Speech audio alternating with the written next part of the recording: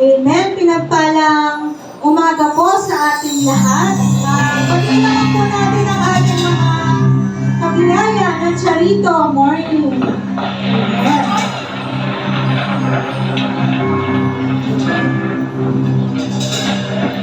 Handa na ba ang mga anak ng Diyos na magpuri at mag-awitan sa ating Diyos na mahal?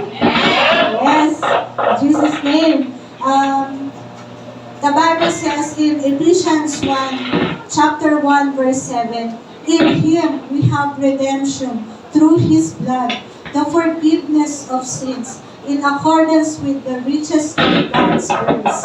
Amen. Shall praise the Lord! Praise the Lord! Yes, Jesus! Let's worship our God! Hallelujah! Let's sing!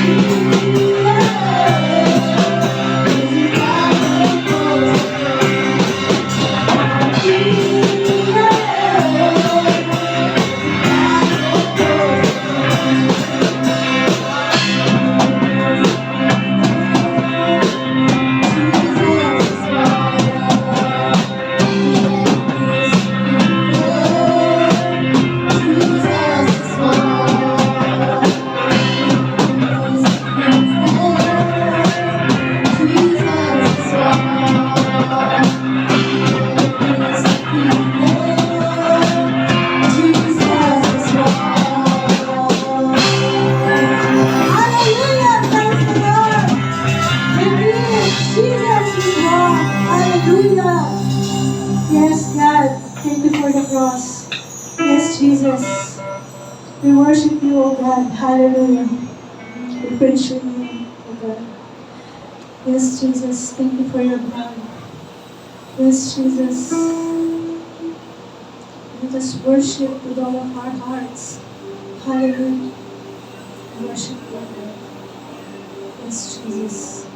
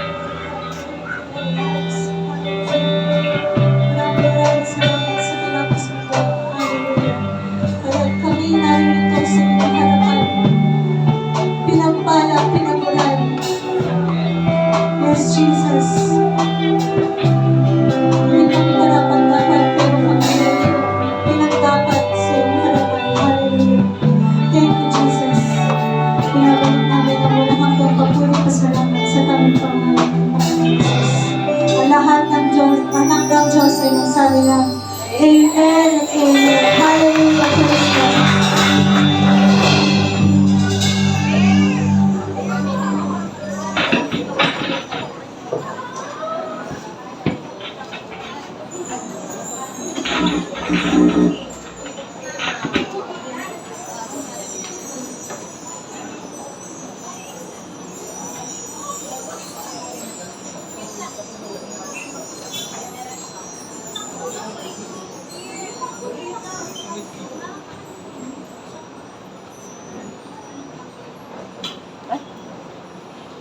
God.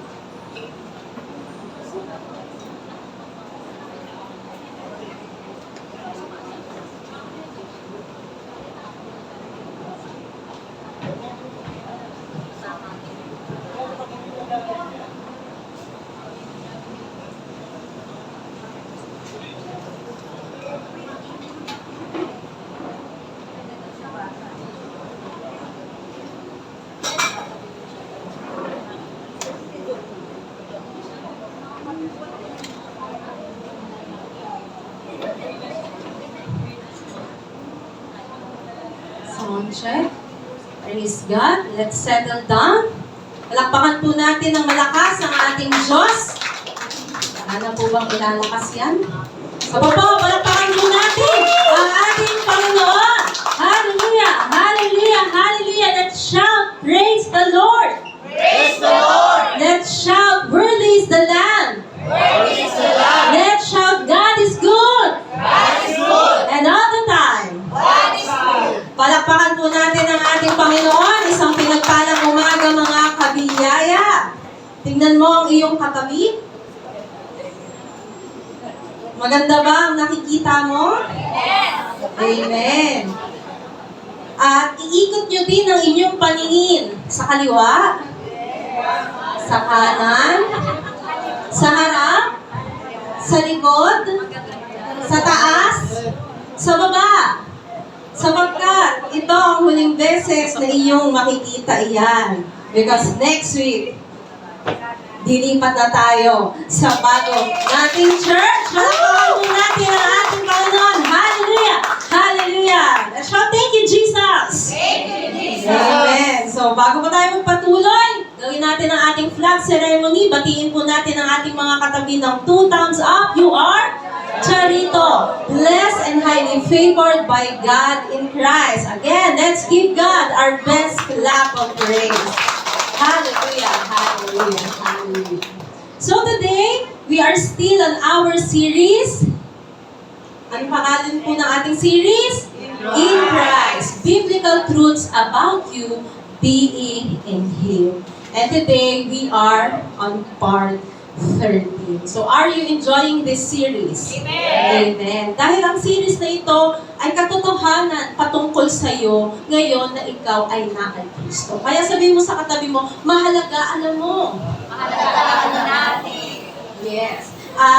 Actually, this series carry over po siya sa ating paglipat. So, we are still on this series in this journey of learning. So, before we continue, tayo po'y manalangin muna. Let's pray. Panginoon, dakilang Diyos, maraming salamat sa papuri at pagsamba ng iyong mga anak. Indeed, O God, you are in the midst of us. Salamat dahil tunay nga na ang aming pag-aawitan ay isang ministeryo sa iyo. Ang aming pag-aawitan ay mabangong halimuyak ng aming pagsamba, ng aming pagpupuri, pagpupugay sa Diyos ng biyaya. Panginoon, maraming salamat dahil kami pinalaya mo. We can now say and see we are free. There's nothing holding us back because you died and rose again. Lord, maraming salamat sa tinapos mong gawa sa krus. At sa umagang ito, hayaan mo, Panginoon, na ito ang ma-magnify sa aming pag-aaral sa umagang ito. Sa iyong mataas na papuri, pagsamba, pagluwalhati sa pangalan ni Jesus. Amen, amen, amen. Bakpakan po natin ang ating Panginoon. Hallelujah. So, before we proceed on the next biblical truth about us being in Christ, magbalik tanaw po tayo sa ating mga napag-aralan. Okay? Paklik na lang po. Ayaw maklik. So, in Christ, I am malakas, malinaw, number 1. Perfectly loved by God. Number 2, in Christ I am. Completely forgiven. In Christ I am, number 3. Righteous and holy like God. In Christ I am, number 4. Being a child of God. In Christ I am, number 5. A new person inside. In Christ I am, number 6. Blessed and highly favored. I am Charito. Okay. In Christ I am, number 7. Rich and godly. In Christ I am, number 8. Healed and healthy. Pakilakas po yan. In Christ I am. Healed and healthy. In Christ I am, number 9. Anointed to serve. In Christ I am, number 10. Ambassador of Christ. In Christ I am, number 11. Divinely protected. And number 12, in Christ I am. Separate from God. Yes. Lahat po ng nabanggit natin, nabanggit ninyo sa umagang iyon, iyon po kayo. Iyon po tayo dahil sa katotohanan na ikaw at ako ay nasa Kristo. So never forget that you are perfectly loved, that you are completely forgiven, that you are righteous and holy, that you are a child of God. Sabihin mo, anak ako ng Diyos. Anak ako ng Diyos. That you are a new person inside. Never forget that you are blessed and highly favored because you are in Christ. Always claim that you are rich. At the same time, you are godly. Always claim this, that in Christ, you are healed and healthy. Amen? You are not just healed, but you are also healthy. Amen? So remember that. In Christ, you are anointed to serve. Kaya sabihin mo sa katabi mo, maglingkod tayo. Amen. So in Christ, you are an ambassador of Christ. Isa kang banner. Isa kang bandera ng pag-ibig ni Kristo. Kaya kapag lalabas ka sa iyong tahanan, nasa loob ka ng iyong tahanan, lagi kang taas loob. Sapagkat alam mo, ang kinakatawan mo ay ang anak ng Diyos. Amen? In Christ, we are divinely protected. Mga kapatid, magbabanta ang sakit, magbabanta ang mga kapahamakan, pero hindi kanyang matitina. Because you are not just protected, you are divinely protected. Ang sabi po sa mga awit, 1,000 may fall at my right, 10,000 at my left, but it will not come near me. And in Christ, we are inseparable from God. Hindi ka mahihiwalay sa Diyos. The moment that you have a relationship with Him, kung ikaw ay may relasyon sa Diyos, kailanman walang break up sa relasyon mo. Amen? Kung nakaranas kayo ng break up, dito lang yan. Sa Diyos, walang break up. Amen? Palakpakan natin ang Panginoon. So today, we will discuss another biblical truth about us being in Him. And that is, pakibasa po ng lahat. Christ, I am redeemed from the curse. In Christ, I am redeemed from the curse. Ano nga ba ang ibig sabihin na tayo ay tinubos na sa sumpa? Kung may sumpa, ano ang sumpa? So, today, let me share you two things. The explanation and the life application. Let's begin. So, redeemed from the curse. Number 1, the explanation. What does it mean to be redeemed from the curse?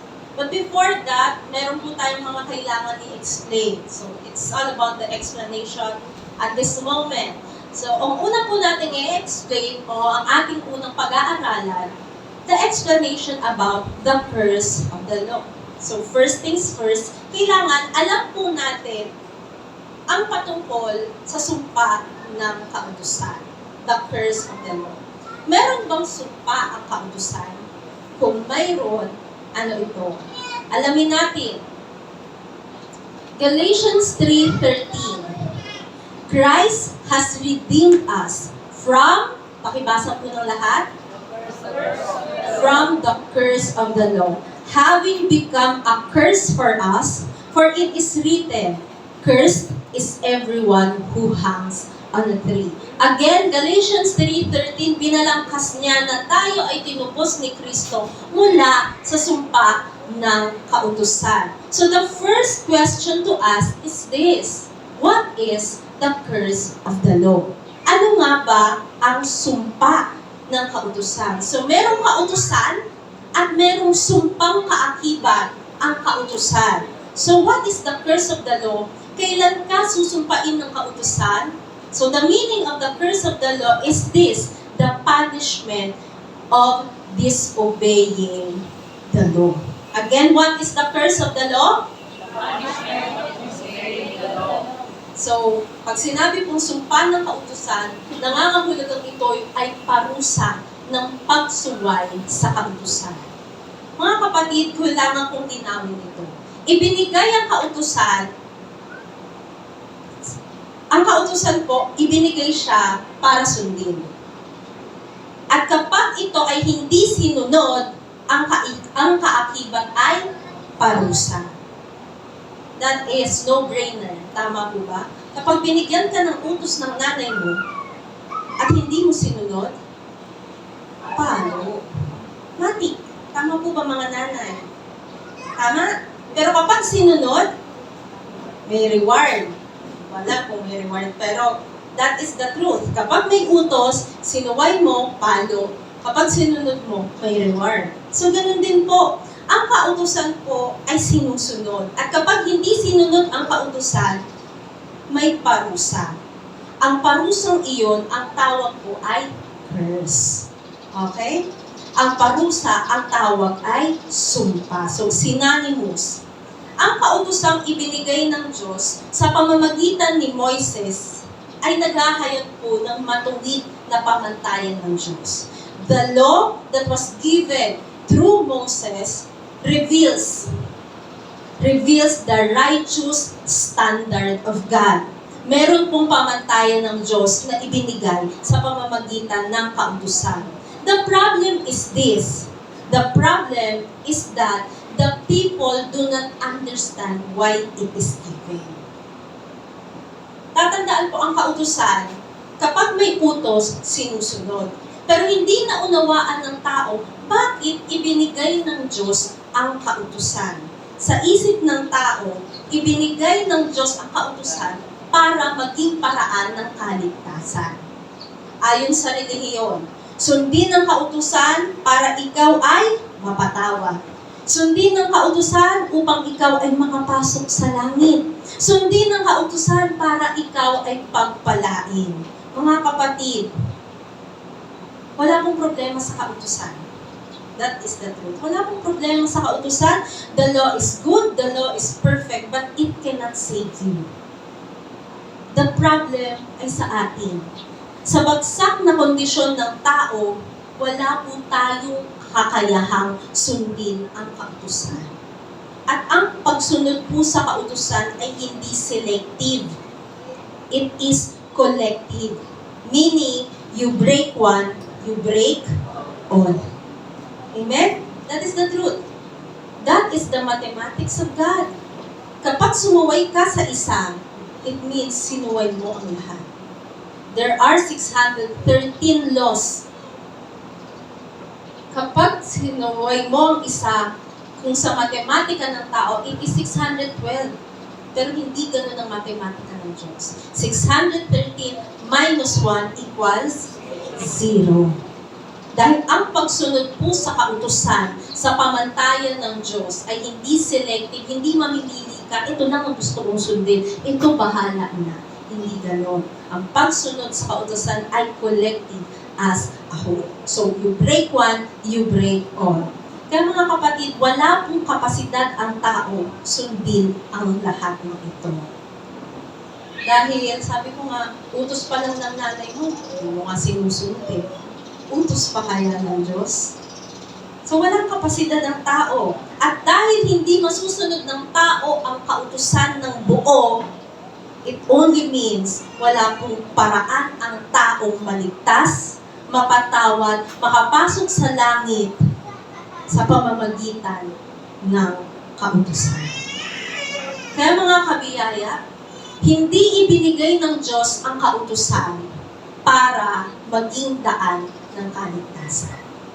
Again, ang utos po ay automatic, dapat sinusunod.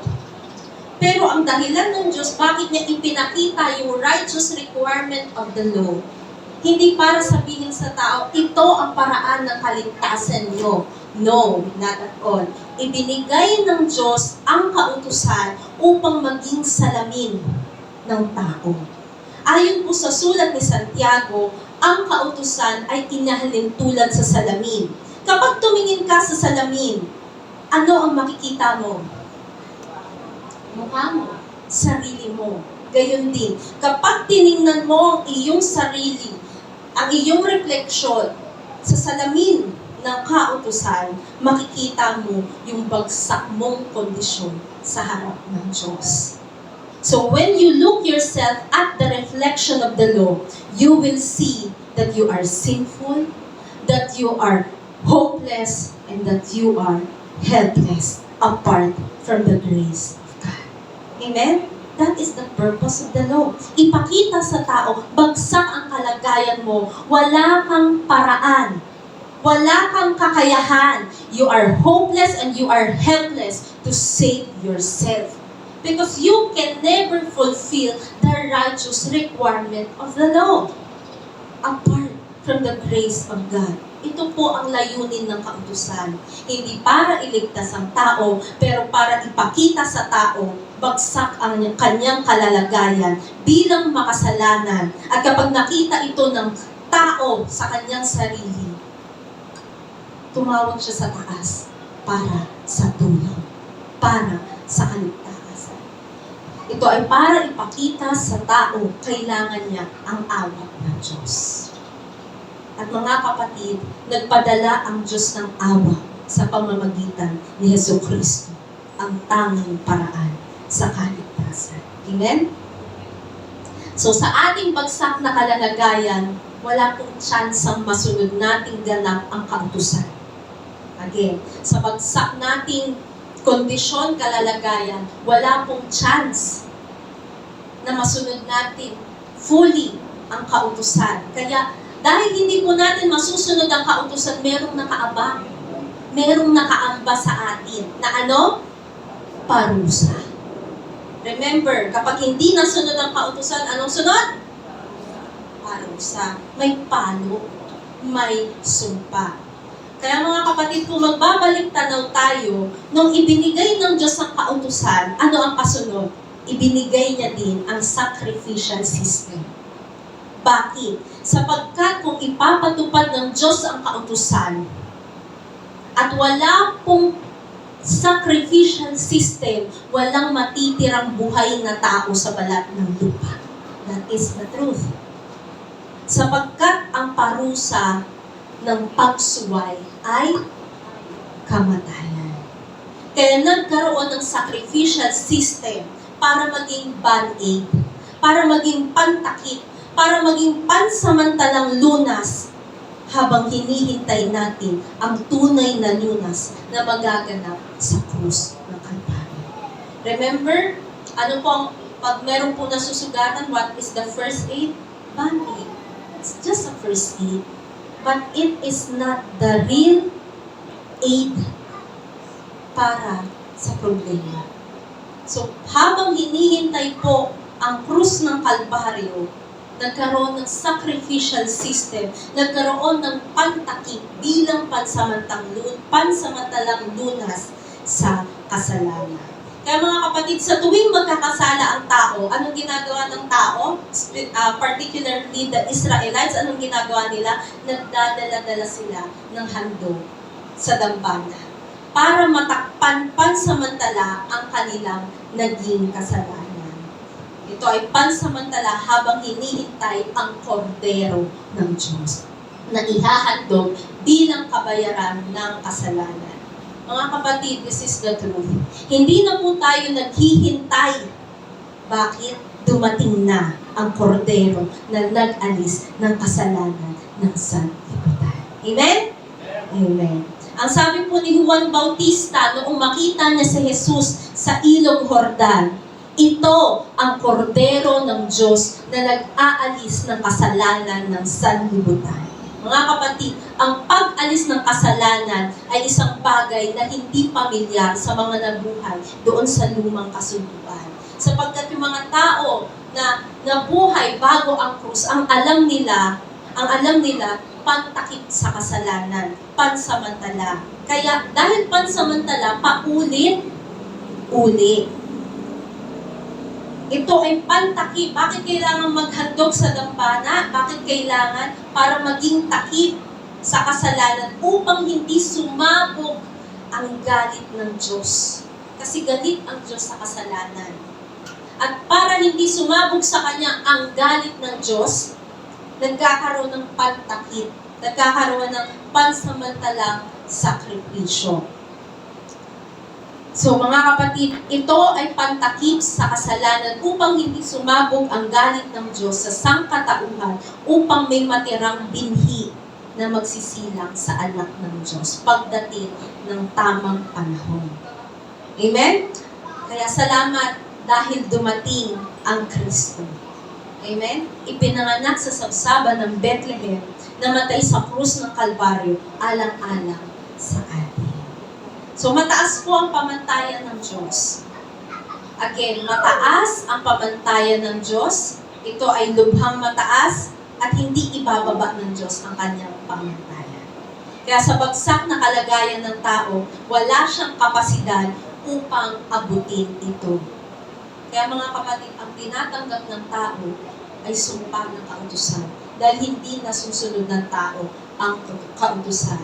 Kaya kapag sinuway mo ang kautusan, ano ang kaakibat? Sumpa. Sumpa. Tingnan po natin sa Galatians 3:10. It is written, cursed is everyone who does not continue to do everything written in the book of the law. Again, it is written, nakasulat. Mapapansin niyo po dalawang bersikulo ang nandyan. Isang from the New Testament at isa sa Old.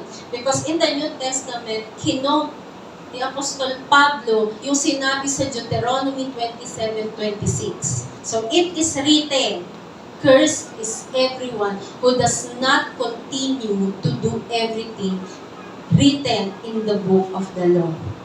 Mga kapatid, hindi pwede ang partial obedience sa kautusan. Ang hinihingi ng kautusan ay full and complete obedience. Ito ang tatandaan. Hindi pwede sa Diyos ang pwede na yan. Again, hindi pwede sa Diyos ang pwede na yan. Tatandaan, pamantayan ito ng Diyos, hindi pamantayan ng tao. Kailangan perpektong masunod ang kautusan. Kaya mga kapatid, nakakapagtaka. Dahil maraming tao at relihiyon sa mundo, pinipilit sundin ang kautusan kahit alam nila sa sarili nila, hindi nila kayang sundin ito ng ganda. So again, Galatians 3:10 ay hango sa Deuteronomy 27:6. Ano pong sabi sa Deuteronomy 27:26? Inulit lang po yan sa binasa kanina. Cursed is the one who does not confirm all the words of this law by observing them. May tanong po ako at medyo mabigat ang aking tanong. Para kasi nabibigatan din kayo sa topic. Oo, mabigat ang topic. Because it's all about the curse of the law. Pero may tanong po ako. Dapat masagot niyo po ito ng tama. Ano po ang kasunod ng 27? Ano po? 26? Isa pa. Mabigat ba yung topic? Nawala na yung numbering ha. Isa pa. Ano po ang kasunod ng 27? Very good. At dahil alam niyo po ang kasunod ng 27, ito ay 28, magpapatuloy po tayo. Kasi nag-a-agree po ba lahat? Ang kasunod ng 27 ay 28? Okay. So, Deuteronomy 27, ang sabi, sumpain ang hindi kukumporme sa mga salita ng kautusan. Sumpain ang mga taong hindi susunod sa kautusan. That is chapter 27. In chapter 28, binalangkas ni Moises ano yung sumpa ng kautusan. Kasama dito yung lista din ng pagpapala kung masusunod mo ang kautusan. Again, sa bagsak na kalagayan ng tao, hindi natin masusunod ng buo, kaya inaabangan na nila yung sumpa. At dahil inaabangan nila yung sumpa, dahil hindi nila nasunod ang kautusan, anong gagawin nila dahil nakaabang ang sumpa? Sacrificial system. Again, malinaw po ba yung draft? Merong kautusan, dapat sinusunod. Kapag hindi sinunod, anong kasunod? Palo. Parusa. Pag sinunod, pagpapala. Pero mataas ang pamantayan ng kautusan.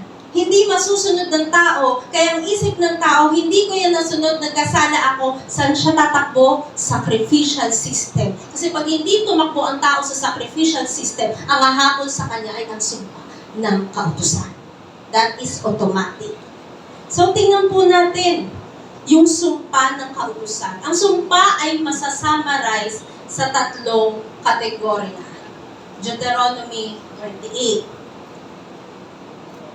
So, it outlines the curse of the law, the punishment of the law in 3 categories. So, number 1 is poverty. Mababasa po yan sa verses 29 and 38. Kapag ikaw ay sumuway, poverty will come after you from all sorts of poverty. Kapag ikaw ay sumuway, sickness of all kinds will come after you. Kapag ikaw ay sumuway, death of all kinds will come after you. Mga kapatid, ang tanging paraan para hindi mahabol ang tao ng mga ito, ng sumpa ng kautusan, ay maagapan niya na dumating ito sa kanya. Kasi automatic, kapag hindi nasunod ang kautusan, may sumpa. Ano ang mga sumpa? Poverty, sickness, death. So kapag hindi sinunod ang kautusan, may sumpa, hahabulin yung taong nagkasala. Kaya ngayon, yung taong nagkasala, tatakbo sa sacrificial system para maging depensa doon sa sumpa. So see, ito ang tanging paraan para hindi mahabol ang tao ay maagapan ng tao na dumating sa kanya ang sumpa sa pamamagitan ng pansamantalang paghahandog sa ibabaw ng dambana. Alam nyo ba, ang ginawa ni Kristo sa krus ng Kalbaryo, hindi po pansamantalang lunas, kundi tunay at pangwalang hanggang lunas sa kasalanan o pagsuway.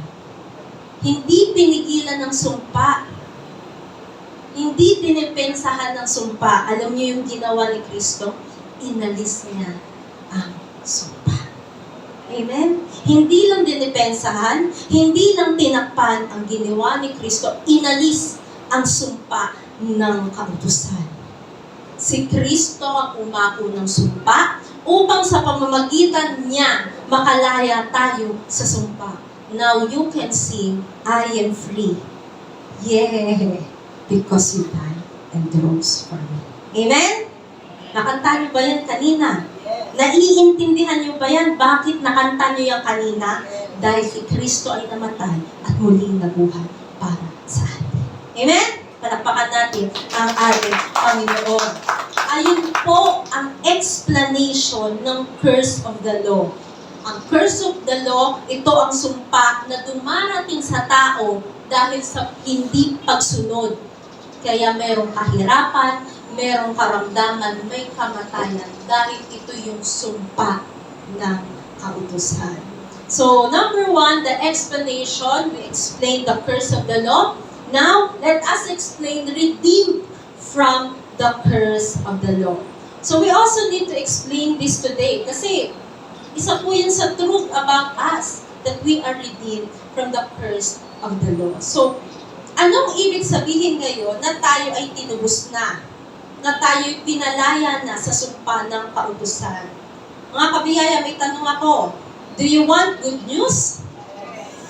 The good news of the gospel is this. Christ has redeemed us from the curse of the law.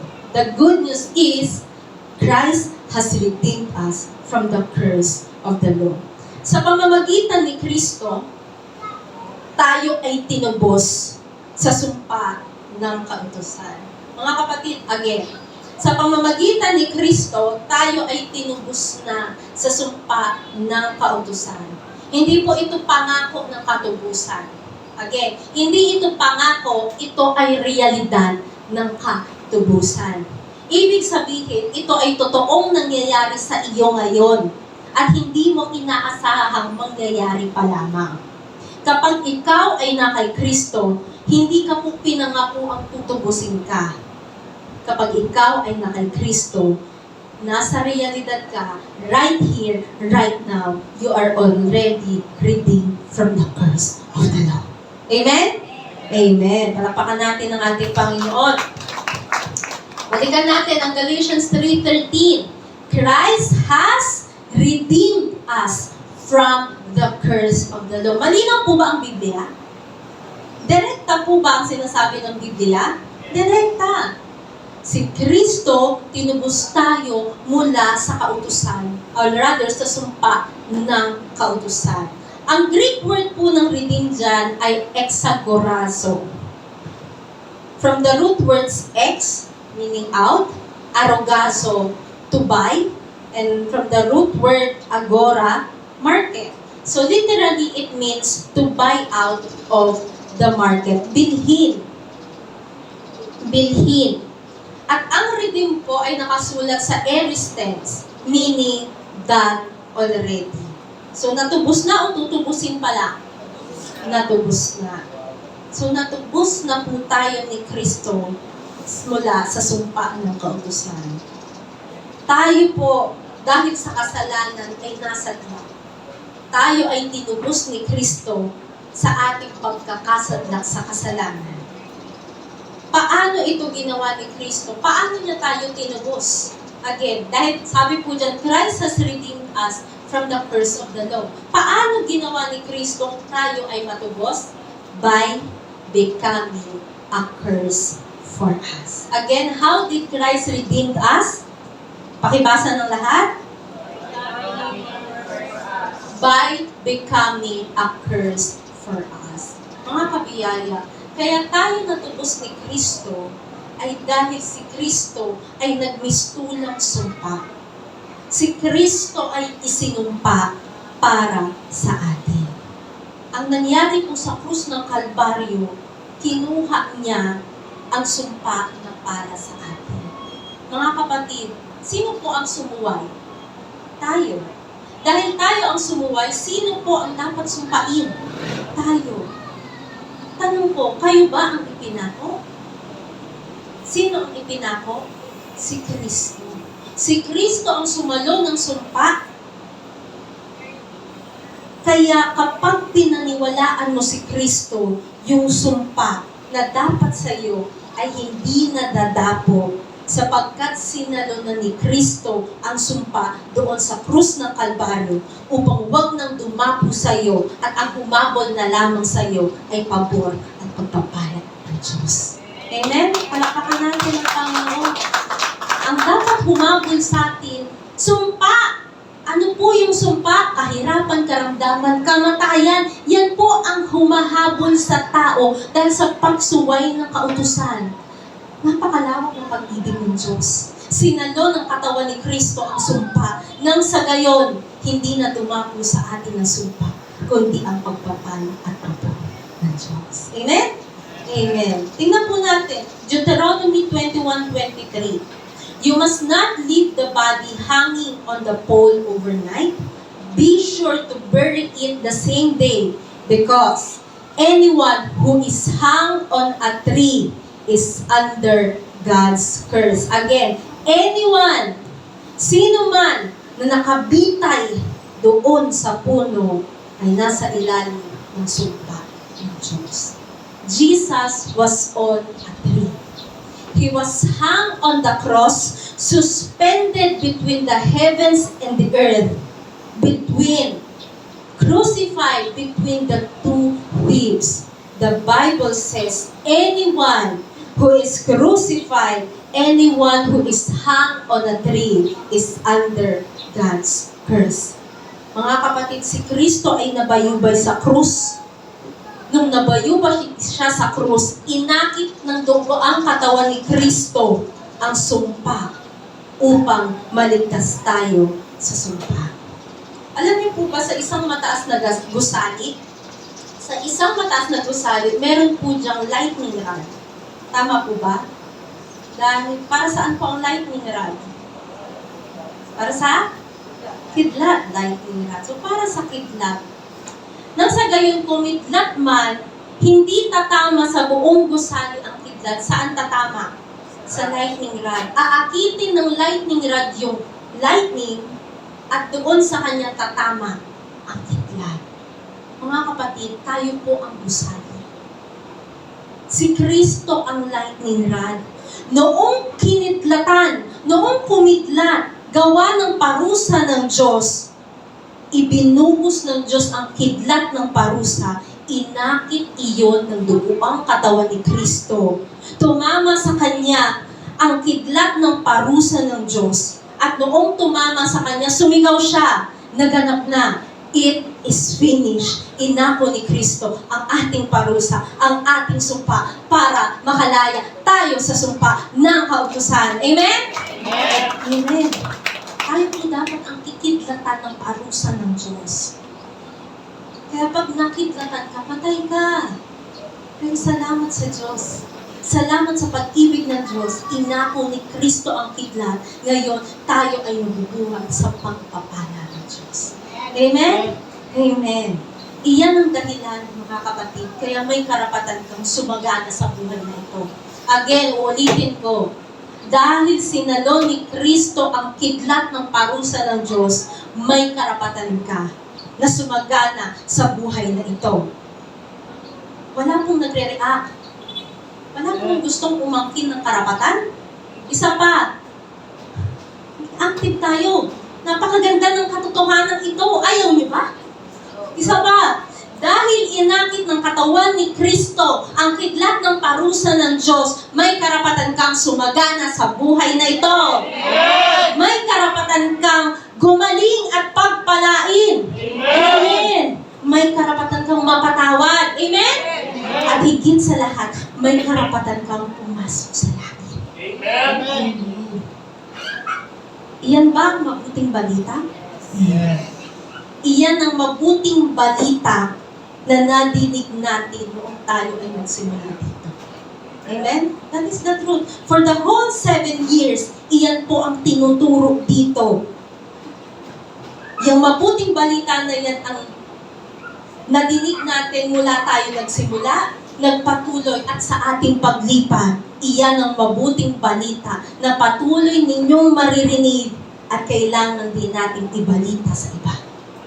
Na si Jesus ay napako upang tayo ay matubos sa sumpa ng kautusan para tayo ay mapatawad, guminhawa, mapabuti ang buhay, mapagpala at paboran ng Diyos. Amen? Amen. So carry over po yan sa ating paglipat. Patuloy po natin ibabandera na kay Kristo tayo ay tinubos sa sumpa. Kaya hindi ka na mukhang sinumpa. Tingnan mo nga yung katabi mo. Mukha bang kasumpa-sumpa? Hindi na. Bakit? Bakit? Sinalo na ni Kristo ang sumpa para sa inyo, para sa akin. Ngayon, hindi na tayo mga mukhang sinumpa. Tayo'y mukhang pinagpalang lahi. Amen? Tayo'y charito. Amen. Ganyan ang mga charito. Amen ang amen sa pangako at katotohanan ng salita ng Diyos. Amen. Tayo. Tingnan po natin muli. Pagtatabihin ko po yung dalawang verse. Deuteronomy 21:23 ang sabi, anyone who is hung on a tree is under God's curse. Binasa na po ba natin sa Galatians 3:13? Yes, mababasa kung binasa nyo ng buo. Ang sabi po, Christ has redeemed us from the curse of the law, having become a curse for us. For it is written, "Cursed is everyone who hangs on a tree." Sounds familiar? Yes, dahil kinote po ni Apostol Pablo sa aklat ng Galatia ang sinabi sa Deuteronomy 21. Again, si Jesus ay isinumpa para sa iyo, para sa akin. Again, si Jesus ay naging sumpa alang-alang sa iyo, alang-alang sa akin. Nauunawaan niyo po ba yun? Gets niyo po ba iyon? Hindi ba kayo kinikilabutan sa katotohanan iyon? Si Kristo ay naging sumpa para sa atin. Mga kapatid, naiintindihan niyo po ba ang laki, ang lawak, ang lalim ng pag-ibig ng Diyos sa atin? Tiniis ng Ama, isugo ang kanyang anak para sa atin. Kailanman hindi nawalay ang Ama at anak. Pero dahil sa laki, dahil sa lawak, dahil sa lalim ng pag-ibig ng Diyos sa sangkatauhan, hinayaan niya ang berbo, ang Diyos ay maging, ang berbo ay maging tao. Hinayaan niyang ipanganak si Kristo sa Bethlehem. Hindi lang basta ipinanganak. Saan ipinanganak? Sa sabsaban. Kayo hindi kayo pinanganak sa sabsaban. Pinanganak kayo sa lahitin, sa ospital, sa bahay, pero hindi sa sabsaban. Pero ang anak ng Diyos, saan ipinanganak? Sa sabsaban ng Bethlehem. Hindi naging marangya ang buhay ni Kristo dito sa lupa. Ang sabi ni Kristo, ang ibon may pugad, ang mga dagaan may lungga, pero ang anak ng tao walang matulugan. Kung saan siya abutin ng dilim, doon siya matutulog. Walang bahay na sarili si Jesus. Hindi marangya ang buhay ni Jesus. Tiniis ng lahat iyon para matubos tayo sa sumpa ng kautusan. Kayo, marami kayong damit. Ako, marami akong damit. Ang iba sa inyo, hindi nag-uulit ng damit. Si Kristo, iisang damit, pinagsugalan pa sa paanan ng Diyos. Ang iba sa inyo, nakaredy na. Kung saan kayo hihimlay, pag tinawag na kayo ng Diyos, si Kristo, ang kanyang naging libingan ay hiram. Ganun naging mahirap si Kristo. Bakit? Bakit ganon? Sapagkat gusto niya tubusin tayo sa sumpa ng kautusan. Mga kapatid, kung uunawain niyo lang ang mga bagay na ito, kailanman hindi mo pagdududahan na mahal ka ng Diyos. Amen? Kailanman hindi ka tatamarin maglingkod sa Diyos. Amen? Amen. Nung namatay si Kristo, walang anyong ka sa kanya. Ang sabi ni Isaiah, hindi siya magmukhang tao sa lahat ng sugat, lahat ng bugbog pasa na tinamo niya mula sa mga Romano. Pero tiniis niyang lahat iyon. Tiniis ng Ama at tiniis ng Anak ang nangyaring iyon sapagkat naiisip ka niya. Amen? Doon sa krus ng Kalbaryo, ang isip ng Diyos at ang puso ng Diyos ay tumitibok para sa atin. Ang sabi ni Kristo, matapos ko lang ang plano ng pagliligtas, wala ng karapatan ang kahirapan, karamdaman, kamatayan sa mga magiging anak ng Diyos. Ikaw ba ay anak ng Diyos? Palakpakan mo ang Panginoon na nag-ubos sa iyo. Hallelujah. Christ paid the price on the cross. Again, Christ paid the price on the cross to free us from the curse caused by disobeying the law. Yung sumpa na dahil sa pagsuway sa kautusan, binayaran po ni Kristo. Again, tayo ang dapat parusahan, ngunit inako ni Kristo ang parusa upang huwag nang dumating sa ating ang sumpa at ang parusa at ang maranasan na lamang natin ay pagpapala, kaginhawaan, kagalingan, kapatawaran, biyaya ng Diyos. Amen? Ang sabi po sa awitin kanina, bearing my curse, you set me on high. You paid redemption's price. See? Maging Alam niyo mga kabiyaya, every Sunday, ang sabi ni Pastor noong mga nakaraang linggo, ang praise and worship, hindi lang po yung panahon ng pag-aawitan. Panahon po yan ng ministeryo. Amen? At kung papansin ninyo, yung mga kinakanta nyo, that it includes biblical truths about us. That we are free and Christ bear the curse for us. He paid redemption's price. Amen. Amen. So, alam po natin. Next slide, Galatians 3:14. He redeemed us in order. Again, pakibasa. Naalala niyo po, nasa Galatians 3:13 tayo. Ang sabi sa Galatians 3:13, Christ has redeemed us from the curse of the law. Now, in verse 14, He redeemed us in order that the blessing given to whom? Abraham might come to the Gentiles through Christ Jesus, so that by faith, we might receive the promise of the Spirit. Mga kapatid, tinubos po tayo mula sa sumpa ng kautusan upang yung pagpapala na ibinigay kay Abraham ay dumating din sa ating mga hentil. Again, mga kabiyaya, tayo po ay hentil. Sabihin mo nga, hentil. Hentil. Mga kapatid, ang kausap po sa Biblia ay tatatlo. The Jews, the Gentiles, and the church. Dalawang lahi lang po. Dalawang lahi kung mapupunahan nyo. Dalawang lahi ang kausap, the Jews, the Gentiles. Pero yung Hudyo at Hentil, kapag sila'y sumampalataya, kapag sumampalataya ang Hudyo, sumampalataya ang Hentil, hindi na po sila tatawagin Hudyo o Hentil. Ang tawag na sa kanila ay church. So that is the third person na kausap ng Biblia. So again, tinubos po tayo nang sa gayon yung pagpapala kay Abraham dumating din sa ating mga hentil. Tayo po ay hentil, meaning hindi tayo Hudyo. Si Abraham ay Hudyo.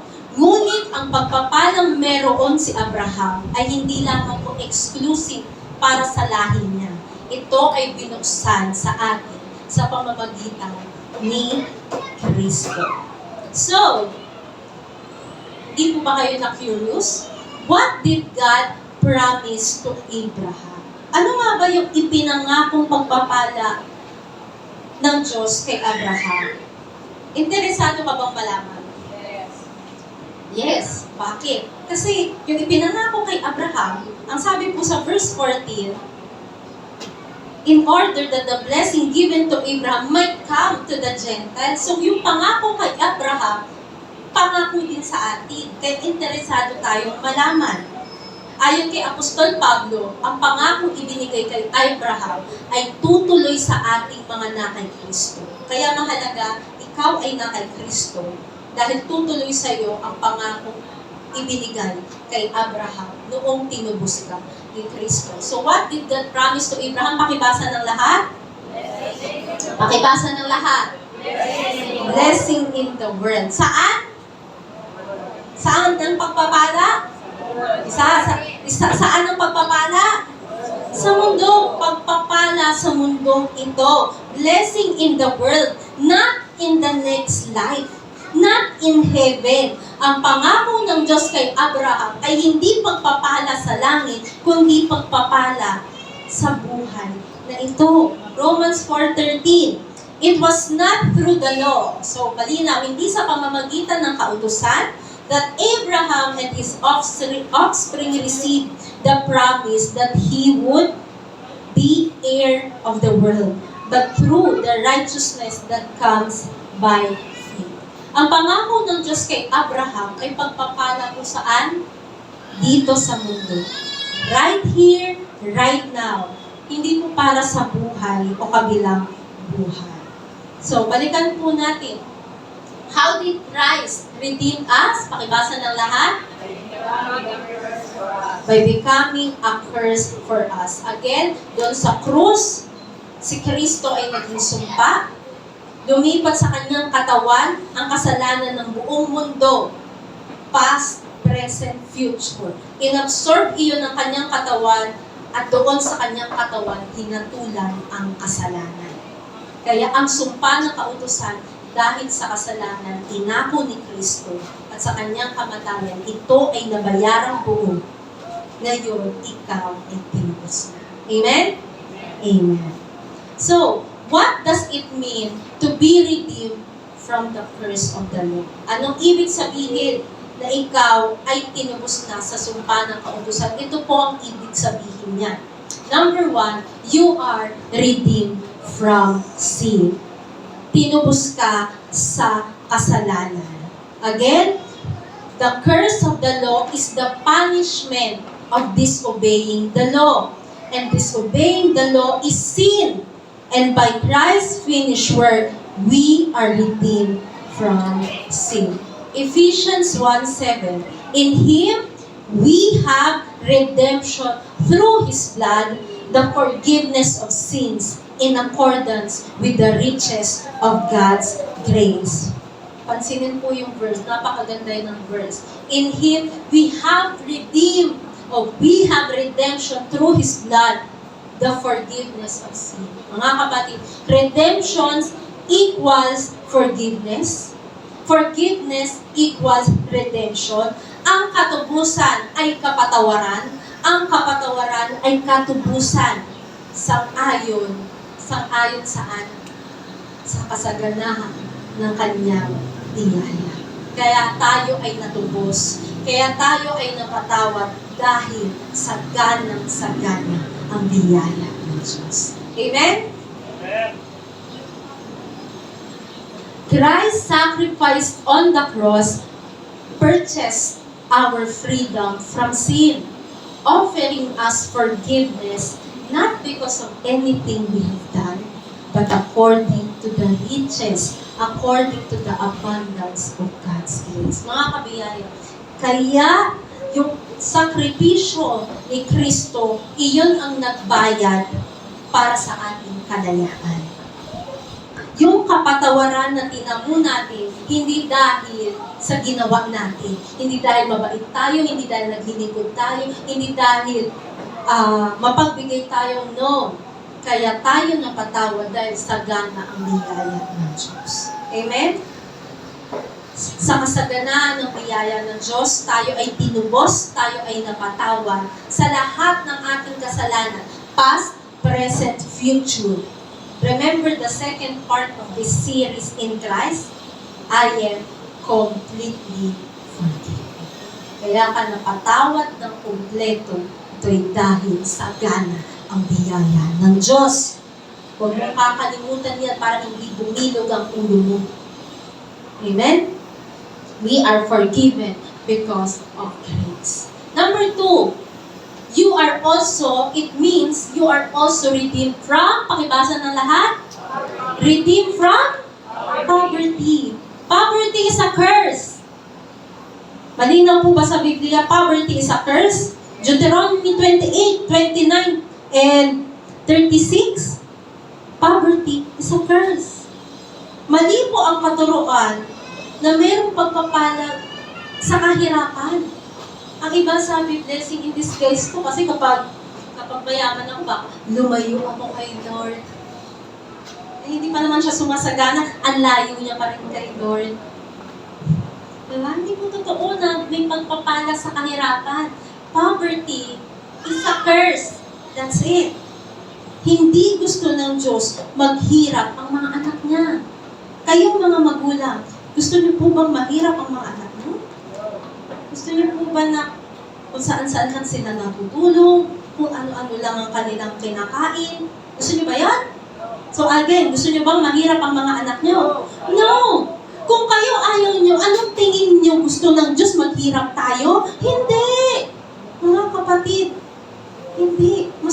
Kung kayo ay matino, mas matinong magulang ang Diyos. Amen po ba?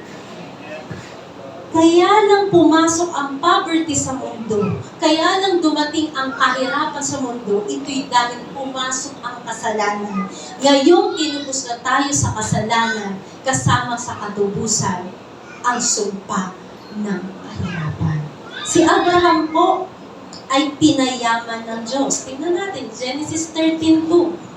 Ang sabi, Abraham had become Very wealthy. Not just wealthy, but very wealthy. In livestock, not just livestock, but in silver, gold. Ang pagpapala ng Diyos kay Abraham ay pagpapala ng kaunlaran sa buhay. The truth is, hindi mo kailangan ng kaunlaran sa next life. Hindi mo kailangan ng kaunlaran sa heaven, maunlad sa heaven. Kaya nga yung pagpapalang ipinangako kay Abraham, pagpapala dito sa lupa. Kailangan ba ng taong pagpapalang pinansyal? Yes. Prinubay ba ng Diyos kay Abraham? Yes. Tatandaan, ang pangako ng Diyos kay Abraham ay pangako din sa ating mga anak kay Kristo. Kasama sa pangako ang pag-unlad sa buhay. Amen?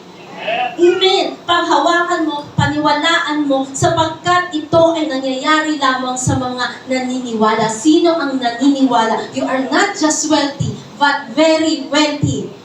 Itaas mo ang kamay mo. Nakikita yan ng Diyos. Palakpakan ng mga kamay na pinayaman ng Diyos. Amen? It only happens to those who believe. Amen? Panghawakan mo. Because you will just see the glory of God. You will just see the financial blessing of God if you believe first. Maniwala ka muna, ito'y mangyayari na. Huwag mong kukontrahin, ito'y mangyayari sa iyo. So kasama sa katubusan sa sumpa ay ang katubusan sa kahirapan. Kasama po ang kahirapan sa binayaran ni Kristo sa krus. Tatandaan, full payment ang ginawa ni Kristo, hindi installment. Hindi siya nag-down payment. Nakapako ako sa krus ha, ito ang bayad para sa katubusan ng kasalanan. Sila nang bahala para sa kahirapan. Hindi ganun ang ginawa ng Kristo. Nung namatay si Kristo sa krus, kasama niyang binayaran ang kasalanan at ang kahirapan. Kaya kay Kristo, may karapatan kang guminhawa sa buhay na ito. Amen? Amen? Amen! Palapakan natin ng Diyos. Si Kristo ay naging sumpa para matubos tayo, upang iahon tayo, upang paginawain ang ating buhay. Dahil ang kalooban ng Diyos sa kanyang mga anak ay buhay na tinagpan at tinaboran. Amen? Tayong mga magulang, ang kalooban natin sa ating mga anak, sila'y guminhawa. Amen?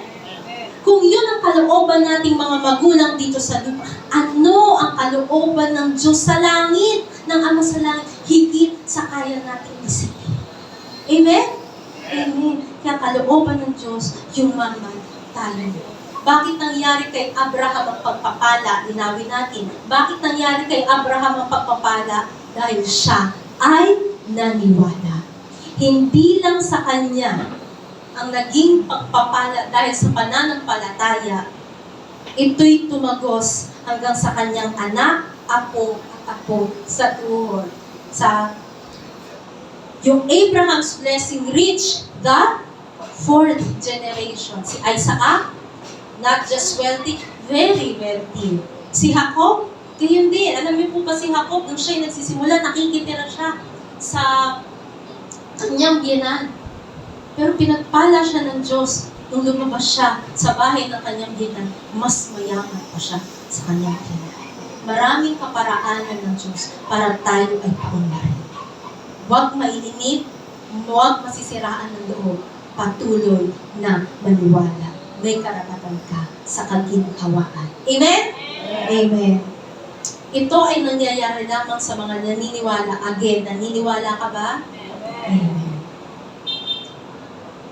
Tingnan po natin, 2 Corinthians 8:9. For you know the grace of our Lord Jesus Christ, that though He was rich, mayaman po ba si Kristo? Yes. Yet, for your sake, for our sake, anong nangyari? He became poor, so that you, through His poverty, might become rich. Paniwalaan natin ito, panghawakan natin ito, tindigan natin ito, tiniis ni Kristo ang kahirapan sa buhay na ito upang maibigay niya sa mga maniniwala sa Kanya ang pagpapala at pabor sa buhay na ito. Ang kahirapan po ay sumpa, kasama ito sa katubusang ginawa ni Kristo para sa atin. Mga kapatid, dahil ikaw ay na kay Kristo, wala ka na sa sumpa. Again, may karapatan ka sa kaginhawaan. Amen? Ang para sa iyo ay kaginhawaan, pag-unlad sa buhay, masaganang buhay, paniwalaan mo, angkinin mo. It only happens to those who believe. Do you believe? Amen. So, number 1, redeem from sin. Number 2, redeem from poverty. Number 3, pakibasa ng lahat. Redeem from sickness. Ang sakit po ay sumpa. Ang sakit ay sumpa. Hindi kalooban ng Diyos na magkasakit ka. Again, hindi gusto ng Diyos na magkasakit ka. Kung nagkasakit ka, ito ang malinaw, hindi ang Diyos ang nagbigay niyan sa'yo. Huwag mong sisisihin ng Diyos, hindi siya ang nagbigay nito sa iyo. Hindi kalooban ng Diyos may sakit ka. Hindi gusto ng Diyos lulugo-lugo ka. That is the truth. Mali ang paniniwalang binigyan ka ng sakit para mapalapit ka kay Lord. No. Ayaw ng Diyos may sakit ka. Tulad ng magulang, ayaw may sakit ang anak. Mga magulang, gusto niyo ba may sakit ang anak niyo? Ayaw. Yan ang hindi niyo gusto sa inyong mga anak, maghirap magkasakit. Kung hindi niyo yan gusto para sa inyong mga anak, lalo't higit hindi yan gusto ng Diyos para sa atin. Amen? Amen? Ang gusto niya, ikaw ay malakas, malusog, masigla. Gusto niya ma-enjoy mo ang mabubuting bagay sa mundong ito. Hindi niya gusto alipinin ka ng sumpa. Hindi niya gusto alipinin ka ng karamdaman. Mga kapatid, tumingin sa akin. Hindi ko sinabi na hindi dadapot ang sakit. Hindi ko rin sinabi na hindi magtatangka ang sakit sa katawan mo. Sa totoo, magtatangkayang pumasok, magtatangkayang guhuin ang katawan mo. Pero ito ang tatandaan, tumingin sa akin. Magbantaman ang sakit, magbantaman ang karamdaman, tatandaan mo yung kailangan mong tayuan, panghawakan, paniwalaan. Ang tinapos na gawa ni Kristo, panindigan mo, ako ay pinalaya na sa sumpa ng sakit. Sabihin mo nga, ako ay pinalaya na sa sumpa ng karamdaman. Ako ay pinalaya na sa sumpa ng karamdaman. Yes, that is the truth. Panghawakan mo, tindigan mo, huwag mong kukontrahin ang sinasabi ng Biblia. Wala pong record sa Bible na si Abraham ay nagkasakit. Wala po. Sapagkat kasama sa pangako ng Diyos kay Abraham ang kaginhawaan at magandang kalusugan. Genesis 25:8, Then Abraham breathed his last and died at a good old age, an old man and full of years, and he was godly to his people. Siya po ay namatay sa kabuuan ng kanyang buhay. Hindi siya namatay prematurely. Nasilayan niya ang kabuuan ng kanyang mga taon. Gusto niya ba yon? Gusto niya ba yon? Masilayan niyo yung kabuuan ng inyong taon? Sino po dito gustong sumakabila na? Meron ba? Wala. So, hindi po namatay si Abraham prematurely. Ang nangyayari sa kanya, namatay siya at a good old age. Ibig sabihin, nakita niya ang kasaganahan, ang kabutihan ng bawat taon na inilaan ng Diyos para sa kanya. He died at a good old age, meaning he reached the maximum years God has given to him. Gusto niyo po ba yun? Ma-reach niyo yung maximum years na inilaan ng Diyos sa inyo? Amen! Kaya lagi nating ideklara, I will not die, but live, and I will see the salvation of the Lord. Sabihin niyo nga po, I will not die, but live. I will not die, but live. Mahina, I will not die, but live. I will not die, but live. So yun, nabibingi ako sa lakas. Isa pa, 1, 2, 3. I will not die, but live. I will not die, but live, but and see the salvation of the Lord. Psalms 118:17. Mga kapatid, in fact, na-discuss na natin iyan, that in Christ, I am healed and healthy. panghawakan mo, lalo't higit, this is the truth. Panghawakan mo yung katotohanan that in Christ, you are healed and healthy. Hindi ka lang basta healed, but healthy. Sabi ko nga, healing is good, but health is better. Hindi mo gusto lagi every Sunday pinapadalangin ka para gumaling ka. No. Ang gusto mo, araw-araw, ikaw ay malakas, malusog, masigla. Kaya panghawakan mo. Isama mo na din sa panghahawak mo sa katotohanan ng Diyos. Huwag kang a-absent sa church. Sabi mo sa katabi mo, huwag kang a-absent. Sapagkat kung nakakaranas ka ng karamdaman, mas lalong dapat nakakapakinig ka ng salita ng Diyos. Alam niyo kung bakit? Kasi yung salita ng Diyos, hindi lang ito kalakasan ng Espiritu. Ang salita ng Diyos, kalakasan ng katawan. Sapagkat kayang i-penetrate ng salita ng Diyos ang buto at kasu-kasuan mo. Amen? Again, kayang i-penetrate ng salita ng Diyos ang buto at kasu-kasuan mo. Hebrews 4:12. Amen? Tama ka din yung check ko. Pa-check na lang, Timothy yata yun. Pero ang sabi po, the Word of God is alive and active. It pierces through every bones and marrows. So huwag kang absent, lagi kang makinig ng salita ng Diyos. Dahil kayang-kaya ng salita ng Diyos, iparana sa iyo ang kagalingan ng Diyos. Amen? Amen. And number 4, redeemed from death. Saan ka pa inubos ng Diyos? Sa kamatayan. Mga kapatid, ito ang totoo. Makinig kayo sa akin. Ang death po ay hindi kasama sa original plan ng Diyos sa sangkatauhan. Pumasok lamang ito dahil sa kasalanan. So now we are redeemed from sin, we are also redeemed from death. Sa katunayan, burado na po sa bokabularyo ng mga anak ng Diyos sa kamatayan. Kasi po, ang tawag po ng salita ng Diyos sa kamatayan ng mga anak ng Diyos ay homecoming, coronation day, asleep. Ganda na tawag, no? Ang tawag po sa kamatayan kasi hindi na po consider na death ang mga believers. Ang sabi po sa Biblia, homecoming. Ang tawag po sa Biblia, coronation day. Wow! Ang tawag po sa Biblia, as if natutulog lamang. Hindi na po kamatayan. Bakit? Because the biblical meaning of death is separation. Again, the biblical meaning of death is separation. If you are redeemed from death, it means you will never be separated from God. Remember the topic last week, in Christ, we are inseparable from God. Kaya wala na pong death sa vocabulary para sa atin. Dahil kailanman wala pong break-up sa Diyos. Amen po ba? Kung kayo ay nakaranas ng break-up, kalimutan nyo na yan.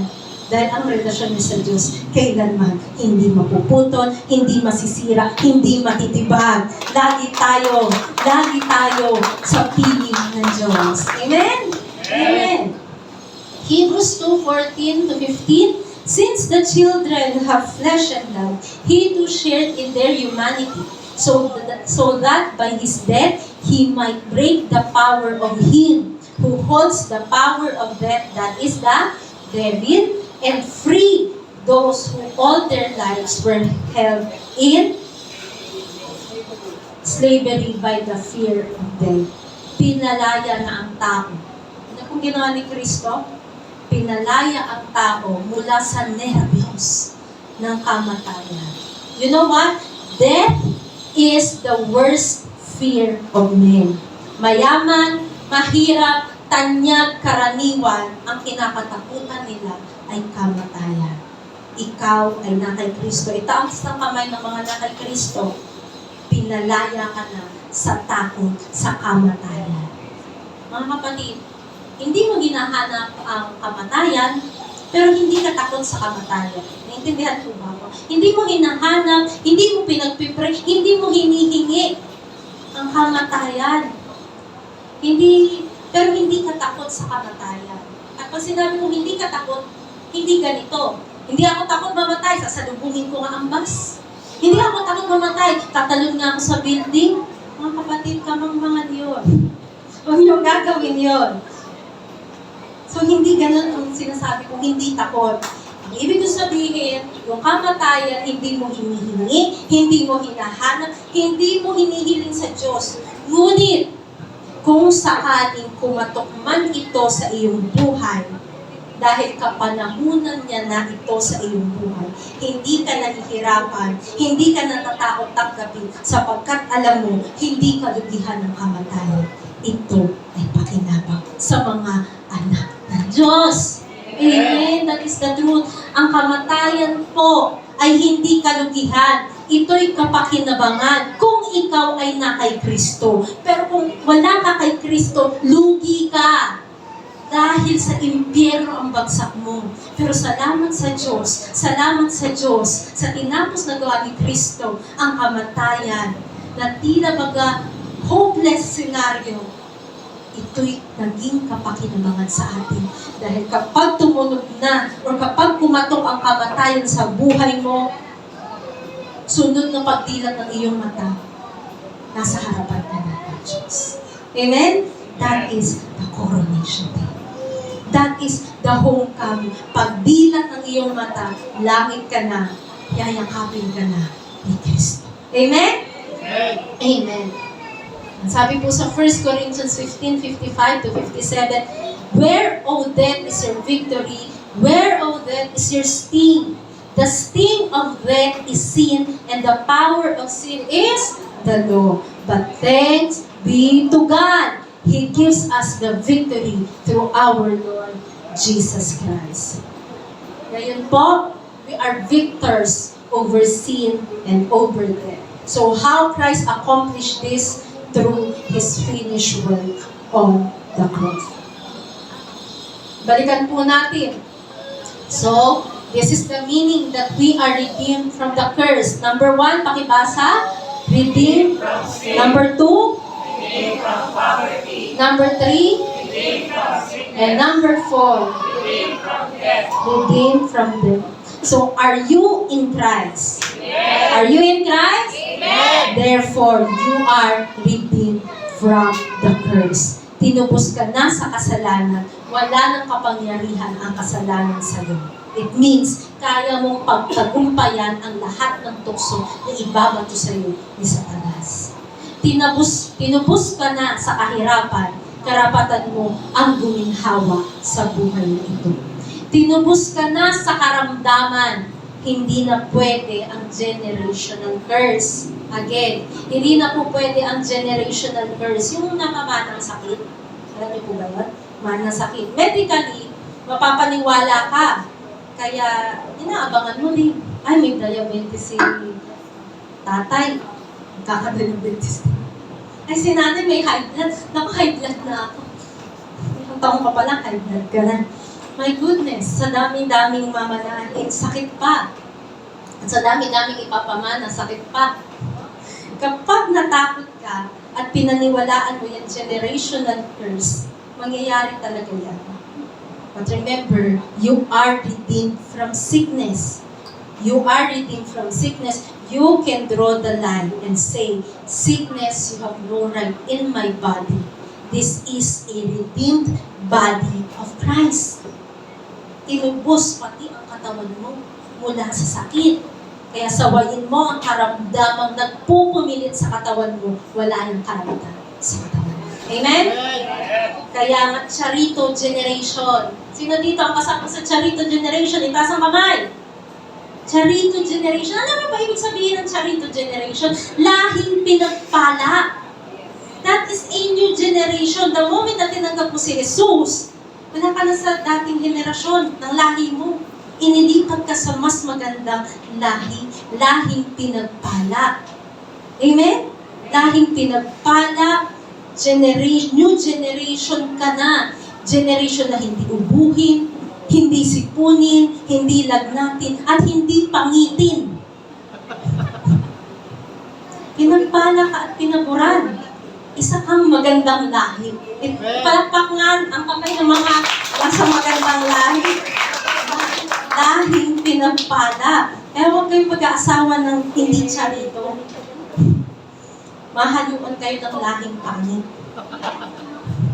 That is the truth. Hard truth, but that is the truth.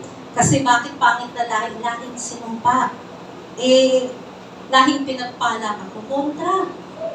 Kaya ang hanapin mo, yung kaparehas mong lahi, charito din. Amen? Palapakan natin ang ating Panginoon. So, tinubos ka sa kamatayan, you can live fully and happy every day, knowing that whether you live, whether you die, it is always a charito life. Amen? Palapakan natin ang ating Panginoon. So, tingnan po natin. So, na-explain po ba, naunawaan po ba natin yung meaning the curse of the law? It means the punishment of disobeying the law. And what are the punishment of the law? Poverty, sickness, and death. And we also explained, redeemed from the curse of the law. Paano tayo tinubos? Sa Kristo ay naging sumpa para sa atin. At nung naging sumpa siya, namatay siya sa krus ng Kalbaryo, muli siyang nabuhay, natubos tayo mula sa sumpa ng kautusan. Now, we proceed to the life application. Definitely, lagi po natin itinuturo ito na after knowing the hard truth, the biblical truth, kasunod po ang life application. Amen? Because you will know na natuto ang tao if there is applied, if there is application. Amen? Amen. So, life application number 1. Pakibasa ng lahat. Live a different life than Live a different life than the unbelievers. Mamuhay ng kakaibang buhay dito sa lupa. Tingnan mo yung katabi mo. Iba yan. Iba ang dating yan. Amen. So again, live a different life than the unbeliever. Ito ang makinig lahat. We must live an obvious. Pag sinabing obvious, lantad, halata, hindi nagtatago. We must live an obvious, different life from others. There should be a big difference between cursed people and redeemed people. Ano ka ba? Cursed or redeemed? Ano ka? Cursed or redeemed? Mamuhay ka na hindi parang sinumpa. Mamuhay ka ng tinubos ng Diyos. Amen. So may pinagkaiba ba ang sumpa sa pagpapala? Yes. Blessing should set you apart. Again, blessing should set you apart. Your life must reflect the difference from those under curse. The fruit of God's favor should be evident in how you live and walk in His grace. Mga kapatid, hindi ka pa nagsasalita, kita na nila. Iba ka. Nakikita nila, iba ang buhay mo. Ikaw ay maunlad, malusog, malakas, masaya. Bakit? Nasa iyo ang pabor ng Diyos. Amen? So live a different life. Okay. Malakay 3:18. Kinabahan kayo, no? Kala nyo verse 10 eh. Malakay, sa verse 18 tayo. Nakita ko, di ba nandito yung hiningi? Hindi humihinga nung sabi, Malakay 3:18. Okay, kala niya verse 10 eh. So, ito ang sinabi sa Malakay 3:18. And you will again see the distinction between the righteous and the wicked, between those who serve God and those who do not. May distinction ba, sabi ng Biblia? Yes. Malaki ang pagkakaiba. Sa mga unbelievers, ang linggo ay ordinaryong araw para sa kanila. Kung hindi ordinaryong araw, it is araw ng gala, araw ng laba, araw ng kung ano-anong agenda. Yan po ay para sa mga unbelievers. Pero sa mga mananampalataya, ito ay exclusive na araw ng Panginoon. Remember this, Sunday is not your day. Sunday is not your day, it is the Lord's day. Kapag Sunday na, excited ka ng mag-asikaso. Sabado pa lang nakaredy na ang gamit mo at isip mo bukas, ako ay pupunta sa bahay ng Panginoon kasama ang mga anak ng Panginoon. You know what, mga kabiyaya? This should be our mindset. Ito po dapat ang mindset natin talaga. I am not available every Sunday. Ito po nga dapat mindset natin. I am not available every Sunday. My availability is only for the Lord. Hindi naman buong araw ng linggo, nandito tayo, tama po ba? 1 hour, 2 hours, minsan 3 hours. Aanin mo yung 1, 2, 3 hours sa 24 hours ng Sunday. So please, as a child of God, remember in Christ we are child of God, we are children of God. As a child of God, i-mandatory po natin sa ating mga sarili, nandito tayo every Sunday. Parents, be an example to your children. I've seen that in my parents. Kapag kami po ay may planong gala, excluded sa gala ang araw ng linggo. Dahil ito ay araw ng Panginoon. Alam niyo mga kabiyan, marami na po akong pinalampas na gala. Dahil ang gusto nila linggo, ang sabi ko hindi ako pwede ng linggo. Dahil ang linggo ay hindi para sa akin, ito ay para sa Panginoon. Amen? Amen. So, number 1, live a different life from others. Matthew 7:20, thus by their fruit you will recognize them. Makikilala mo sa bunga kung sino ang mga sinumpa at mga tinubos. Hindi ka malilito, alam mo ang puno, kaya kita mo ang bunga na sila ay tunay na pinagpala. Number 2, pakibasa ng lahat. Reject a poverty mentality. Tandaan na hindi kailanman makakaahon sa buhay ang taong may poverty mentality. Lalo't higit kung ikaw ay naka Kristo, hindi mo dapat iniisip yan. Rejecting a poverty mentality means embracing the abundance that God provides, instead of focusing on the lack. Trust in God's provision and live with a mindset of gratitude and expectation. Mga kapatid, pinapakain ng Diyos ang mga ibon sa himpapawid. Walang bumabagsak na ibon na hindi alam ng Ama. Mas mahalaga ka sa ibon. Si Jesus ay namatay hindi para sa ibon, hindi para sa iyo. Kaya lagi mong isaisip, ikaw ay pinagpala. Maraming mang bayarin ang buhay, maraming mang judik ang buhay. Sabi ko dyan, just trust God and live with a mindset of gratitude and expectation. Expect good things will happen. Amen? Good things is for me. Amen? Amen. So again, lagi mong isaisip, ikaw ay pinagpala, alisin mo ang poverty mentality. Pag dumadating ang bayan ng mundo, mahirap na naman ako. Alisin mo yan, kapatid. Huwag kang mag-guilty din kung umuunlad ang buhay mo. Hindi ka obligadong ipaliwanag sa mundo bakit umigi ang buhay mo. Just enjoy it and show to the world how God has blessed you. Amen? Amen. So i-post mo. Hindi ka kasi obligado na ipaliwanag ang sarili mo sa iba. Hayaan mong mainggit sila. At kapag lumapit sila sa iyo, nagtanong, ano ang sikreto mo? Ang sabihin mo, biyaya ng Diyos. Amen? Palakpakan natin ang ating Panginoon. That is the truth. Alam ko kayo may mga sarili kayong kwento. Hindi nyo alam paano nyo nalagpasan ang malaking bayaring ito. Pero nalagpasan nyo. Pero alam nyo ang rason. Grace. Amen? Amen. So remember, in Christ, we are rich and godly. And number 3, pakibasa ng lahat. Pakibasa ng lahat.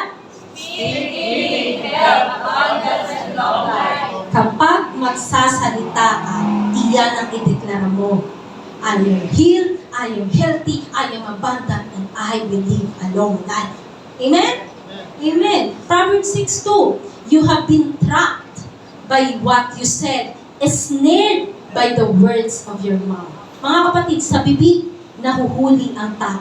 Kung ang panay bigkas ng iyong bibig, may sakit ako, may karamdaman ako, mahirap ako, iyon nga ang nangyayari. Bakit? Nahuli ka ng salita ng iyong bibig.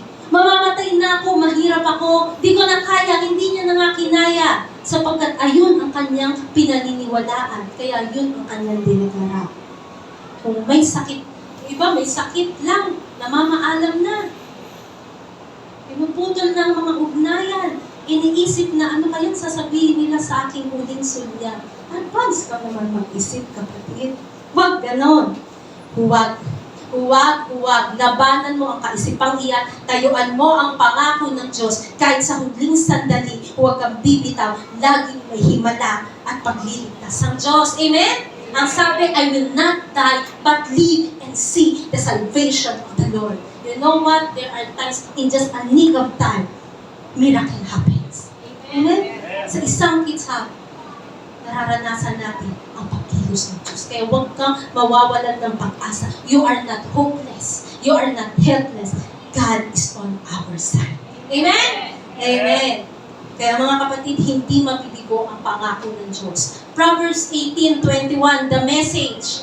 Words kill, words give life. They're either poison or fruit. The last words are, you choose. Ikaw ang pipili. You speak life, life will happen. You speak death, death will happen. You speak sickness, it will happen. Because you said it. So choose your words wisely.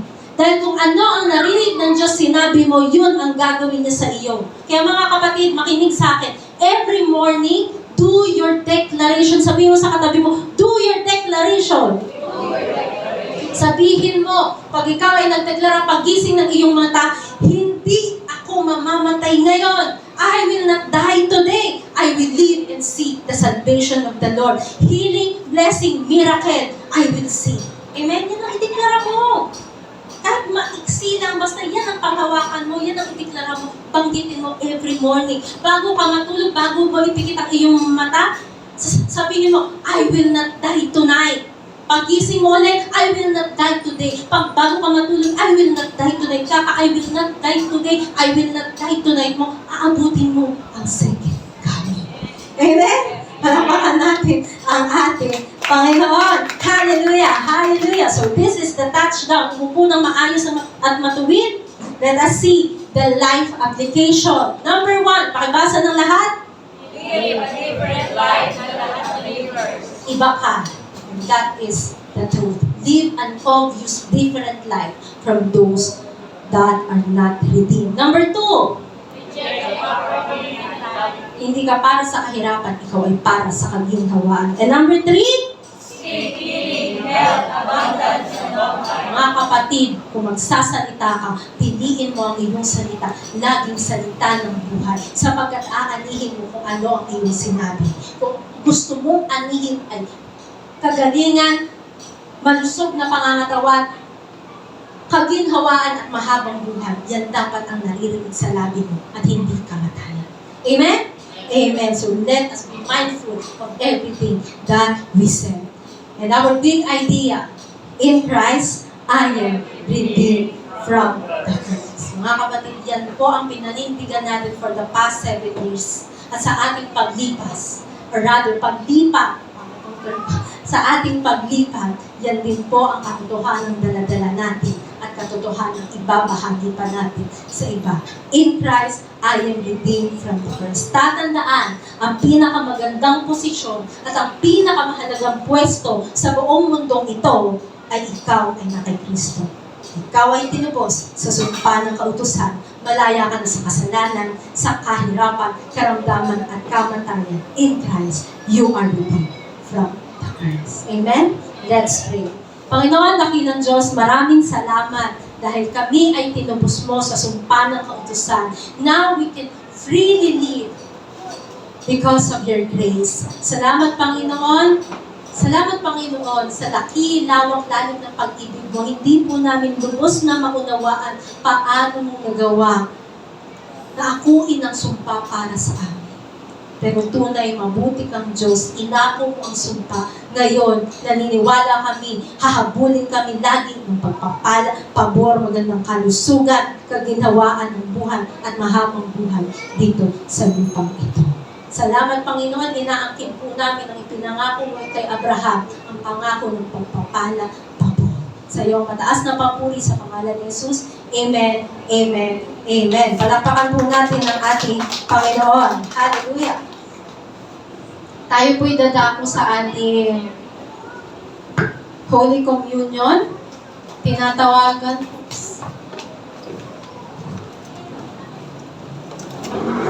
Okay?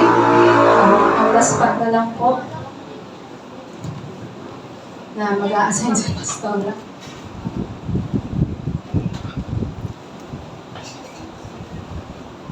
Okay, tayo po'y dadako sa ating banal na komunyon. Tinatawagan po ang mga na-assign.